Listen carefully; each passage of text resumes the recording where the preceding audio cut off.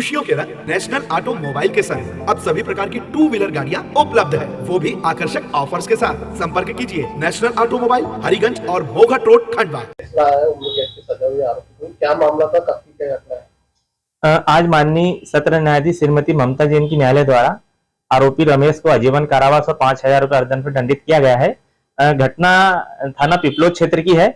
यह दिनांक 6/4/2023 को फरियादी कुल सिंह, जो मृतिका का पति है, ये महुआ बिनकर आए और रात को 11 बजे घर के आंगन में खटिया पर बैठकर बातचीत कर रहे थे। तभी घर की उनकी लाइट चली गई थी।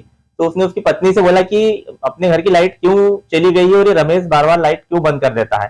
तो ये रमेश उसके घर के सामने ही रहता है, जो सुनकर उसके घर एक लकड़ी का फाचरा लेकर आया और उसकी पत्नी के सिर पर उसने मार दिया, जिससे उसकी पत्नी बेहोश हो गई। फिर वो उसकी पत्नी को बचाने के लिए गया तो एक लकड़ी फुलचंद के सिर पे भी लग गई थी, तो उसे भी चोटें आई थी।